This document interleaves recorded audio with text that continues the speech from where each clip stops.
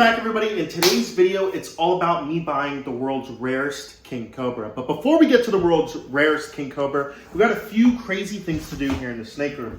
Number one craziest is this girl right here is actually egg bound. So if you know rattlesnakes, most vipers, they actually have a live birth.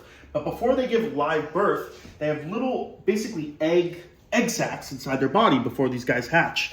Now, this rattlesnake has been dropping a few throughout the weeks, throughout the months. I thought she was going to pass them all, but now it looks like she has a blockage. So she has basically a little egg that's infertile in there. It was going to be a hybrid, which is probably why they're infertile. Anyways, she dropped a few of those eggs.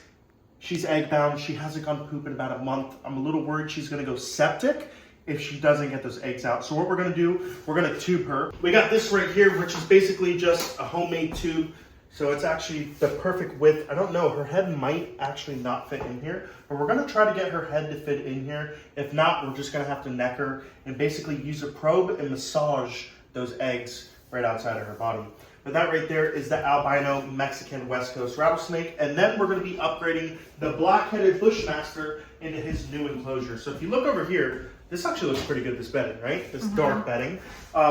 Black-headed Bushmasters need a lot more humidity, and that's why we have this right here. Now this Reptichip holds humidity way better than Aspen. Aspen is more for the drier snakes, but snakes that need more humidity, like a Mangshan Viper, a Black-headed Bushmaster, a Blue Insularis, we use this Reptichip baby chip in the cage. So the Black-headed Bushmaster is getting absolutely huge. He's giant, and he's definitely due for an upgrade. This is probably a little bit bigger than what he needs to be in, but it's gonna be a perfect home for him. So he's about like 5, maybe 6 foot long.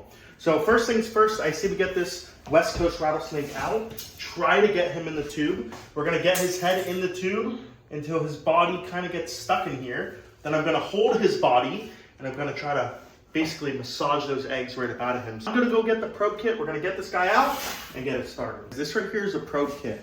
Now you can see we have different size probes. The smaller ones would be for smaller snakes and the bigger ones would be for bigger snakes like pythons. Now, these are originally used for sexing snakes. Now, depending on how far the probe goes inside of the snake, you can tell if it's a male or a female. Now, I'm not too good when it comes to using probes for sexing snakes, but this tool right here is really, really good because if you look at it, these probes have a rounded tip. So you can get there in the cloaca, feel around, kind of open it a little bit without hurting the snake. If you were to use forceps or anything sharp, it's gonna hurt the snake. But this has a super, super round profile, round edge, and this isn't gonna hurt this rattlesnake. So we're gonna put these off to the side. First, we're gonna see which one we're gonna use. I'm gonna say we're gonna take one of these guys out just in case, and these two, and I'm sure we'll be able to get it done.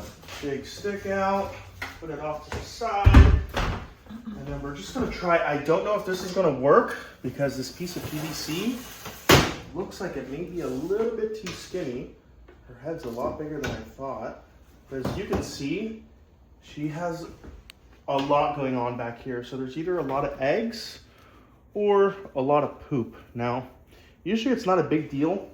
They'll pass those eggs, but what happens is if that egg rotates inside the rattlesnake and goes sideways, it's gonna block her from being able to poop. And in return, basically, if that poop builds up, she can die. She's gonna go septic. So we're just gonna take her, put her right here. We wanna be nice and gentle. Yeah, she's got a super wide head. Oh, look at that. It is a perfect fit. And you're gonna see she's gonna go in. Wow, what a perfect fit. What we're gonna do, now it looks like he's pretty locked in. So now we're gonna grab her right here. And this is how you can do this if you don't have a tube kit. I'm probably gonna need you to hold this snake right here. And obviously if you feel her backing out, just let go. She shouldn't. You should have a good grip on the snake and the tube. So if you want to come here and grab her. Can I just see her face really fast? Yeah. You can see she's probably not even halfway. She's like in the middle. Grab her right there. Not tight, right? Not too tight, but if she starts to move, tighter. I'm gonna see. We don't know what's going on, so we want to see. Now keep in mind, she is gonna try to squirm when I get this probe in here. So let's see if we can free up this blockage. Now, the first thing we're gonna do before we start poking inside of her is we're just gonna try to do a little massaging. If there's any eggs in there, You really just want to, you can see there's like a little bulge right here. Looks like there's an egg. So we're just gonna try the massage method. Now Riley, if you feel uncomfortable, don't be afraid. Just go ahead and let her go. We'll repeat this process. Should I let her try to move in more? If she wants to move in more, she can. We just don't want her backing out. But this is normal. I knew she wasn't gonna like this. Now she dropped a couple. I wanna say she dropped about 7 or 8. But a snake this size should have a lot more infertile eggs coming out. It looks like I can feel a little bit something right here. I'm being as gentle as I can, trying not to harm this girl. But I know for a fact she's egg bound. So we might have to do this a couple times, come and massage her and kind of just reposition these infertile eggs to where she can pass them. So even us doing this, and if we aren't able to get any out, just this massaging process of us moving these eggs and rotating them to where they're able to be passed. We know they need to be passed because she's already dropped a couple. Once again, I'm not an expert on this. I've actually never had a rattlesnake get egg bound. So this is all part of the learning process. But when you keep snakes, like rattlesnakes, you know, you can't really just take them to the vet. A lot of vets don't even work with animals like this. So in reality, a lot of this kind of turns into bro science. You have to consult with your friends, consult with other professionals who live in different states. And a lot of the issues with snakes, you can solve relatively quick by yourself. For a little bit more massaging, we're not really able to get anything out, which is okay. We'll see if she can pass them on her own. We'll give her another couple days, maybe a week, see if she goes poop. And if she goes poop, and if she's able to pass more eggs, then we'll let her be. Because the best way for this is not to force it, and it's for her to do it on her own. Riley, you can go ahead and let go. There we go. Now it looks a little bit better down by her cloaca. There's not that much more of a bulge. So we're just gonna go ahead. We did a little massaging, probably freed up any blockage if an egg was in there in an awkward way. So we're just gonna go ahead and we're gonna put her back. And hopefully she can pass those eggs. If she's not able to, we'll have to get another friend of mine and sit down and really go to work and get him out. Next thing up is the black-headed Bushmaster. Let's get him moved, and then you guys will see the world's rarest king cobra. All right, guys, and the Morse vipers have actually been breeding. Now, I was entertaining selling these guys, but after seeing them breed, had to keep them. I'll throw a little clip of that up right now. But these guys are doing absolutely fantastic. Now we're gonna move on to the black-headed Bushmaster. All right, so the black-headed Bushmaster, like I said, needs a lot of humidity. So we're just gonna take a little bit of water, and typically I wouldn't mist down his enclosure all the time, but he's about to shed. So it's been about a month and a half before he sheds, so I know it's coming soon. So I just wanna give him a lot of humidity in his enclosure in case he sheds within the next couple days or next week. I don't want him to have any problems shedding. So we're just gonna mist this down. Give this coconut husk a nice little bit of water. That should be good. And this right here is going to be the perfect upgrade for this guy. Now look over here. He has definitely outgrown this enclosure right here. So he's getting a bigger water bowl. He's getting a bigger hide and a bigger enclosure. Now you can see he's kind of got a smoky, foggy, cloudy look to his skin. And that's how I can tell he's about to shed. Also with the amount of time it's been. But look how big this black-headed Bushmaster is. Now, this is a snake that does not poop a lot. So black-headed Bushmasters, this one especially, only poops when he sheds. Now I've had this guy for a super long time, and I think he's only pooped about 3 times, which is actually insane.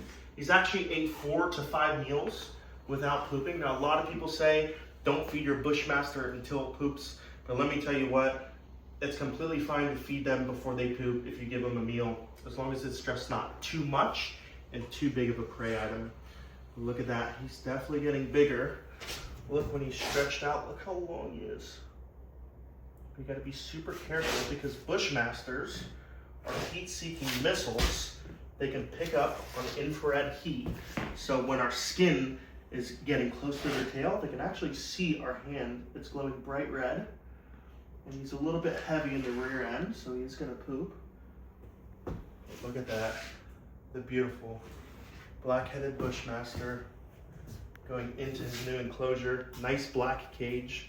Suits him well with his black saddles and black head. The weird thing about black-headed Bushmasters is you cannot handle them too much. They do this weird thing. If you handle a black-headed Bushmaster too much, they will literally roll on their side and almost throw their belly up, and it looks like they're dying. Now that's actually a buildup of lactic acid. Now all Bushmasters, especially black-headed Bushmaster keepers, know that. They're a super just solitary and reclusive animal. And we might even add a drape on this enclosure just to get him used to being in this room, because right now he's super exposed. He went from a tub where he's never seen humans to in this enclosure where he's very exposed. He's gonna have much more contact with us walking around. So it's definitely gonna be a little bit stressful for him at first, but it's just something he has to get used to. As you can see, the mid part of his section is kind of up, but if you handle them too much, it's so weird. They'll almost like roll on their back and they'll go belly up. And you might think they're dying, but a lot of times it's just because they're super stressed. You let them be, let them hang out, and they'll return back to normal. The black-headed Bushmaster is a subspecies of the longest viper. So these guys aren't gonna get as big as the Muda, which gets closer to 10 feet long. These guys are gonna be somewhere around 7, 8 foot long, but that's still insanely massive for a viper.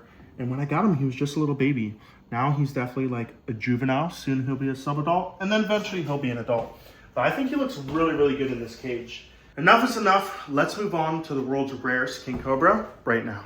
Literally the world's rarest king cobra. Now this king cobra right in here is a Chinese banded king cobra, and he's just a little guy. And as you can see, he just shed, so he's got some of his nicest colors. So what we're gonna do, we're gonna pull out this Chinese banded king cobra. We're gonna talk a little bit about him, and we're actually gonna talk about where he's gonna be going, because he's not gonna be staying in my collection. He's actually going to a buddy of mine. But this right here is literally one of the rarest and one of the most expensive venomous snakes you can have in the venomous snake hobby. All right guys, let's go ahead, pull this little guy out. Now, as you can see, he's got no light in his cage because, you know, he's a brand new snake. So we haven't had light on here. We've actually had a towel covering the front to make him feel nice and secure. Now that's why tubs are so great with new snakes, especially cobras, because cobras will come and they'll start smashing the glass when you walk by. Now, if you don't have a tub and you have a regular cage, you can do just that, put a towel or a sheet right over it, and it'll kind of mimic being in a tub. But as you see, he just shed, and look how beautiful this king cobra is. And this king cobra is not a tame king cobra. Now he'll come flying out, mouth open. He has that beautiful, iconic growl that king cobras have. Now this right here isn't really a different species of king cobra. Now this king cobra is just a locality. So if you look at him, you can tell he's got crazy looking bands. And he's also a really nice king cobra because he likes to hood up very well. But let's see if we can get him out. Like I said, he's not the nicest. But look at those beautiful bands. Now typically, all king cobras, when they're babies, they'll be a little bit banded, but they are not banded like this. Have a go at that king cobra. Look at those beautiful bands. And they get a lot more lighter as you get to the tail. Look at that guy. Look at that beautiful southern Chinese banded king cobra. Now this locality is native more to the southern part of China, and very beautiful. Now typically when they're babies, they start off a little bit darker, but as they age, they get more of a lighter olive color. Now these guys, it depends, it varies. You can have some that are really dark and some that are really light. Now this snake in particular is very light. And what I like about him is he's a good show snake. You can see. I want everyone to say hi to Mr. Chinese King Cobra. Now I want you to say bye, because this guy is actually going to a buddy of mine. We're going to see if we can breed him. Now this right here is actually not a him, it's actually a her. This is a female. Now typically female king cobras are going to get a little bit smaller, while males will get much larger. Now king cobras are the largest and longest venomous snake on the world, getting lengths from 16 to 18 feet long. So we're going to send this over to my buddy Justin, who has a couple king cobras, And we're gonna see if we can breed this king cobra.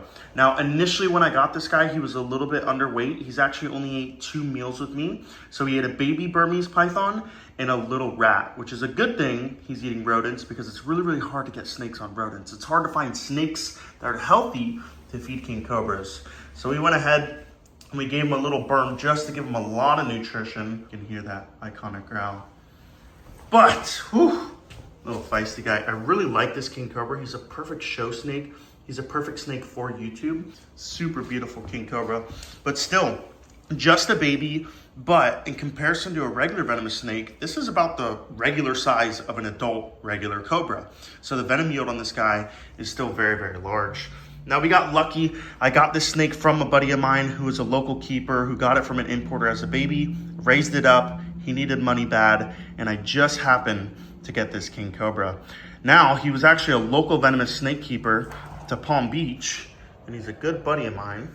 But now, this girl is going to another buddy. So we're gonna try to breed her. And you can hear that iconic growl. Typically when cobras strike, they'll strike with their mouth closed, but not this snake. This snake will strike mouth open, ready to bite. But look at that. This is the first time I've actually pulled out this snake other than to service his cage one time. He's only been with me for about 2 weeks. But I'll tell you what, guys, we're gonna take this bag right here. We're gonna put the phone on the tripod. We're gonna bag up this snake, and we are gonna ship him to his new home in Pennsylvania. So what we got right here is basically a snake bagger. It's just a pillowcase attached to a pole. We just taped it on, and it's very, very simple. I'm gonna dump him in this pillowcase. I'm gonna go down, I'm gonna twist it. We're gonna double bag him, box him up, do all the shipping precautions. All right, he is almost in. This is a squirmy little snake. He really doesn't want to go in. There he goes, he's down. Look at this. All right, so we got the snake down. What we're gonna do, we're gonna bring the hook, step on it, pull him back, try not to pinch his tail. And that right there is a bagged up Chinese king cobra. Now, when you're shipping a snake, it either needs to be in a pillowcase inside of a container or in 2 pillowcases. So we're gonna do that. We're gonna put him in another pillowcase. All right, and he's all double bagged up with 2 zip ties on each bag. But I'm just gonna show you guys how we ship snakes from another state.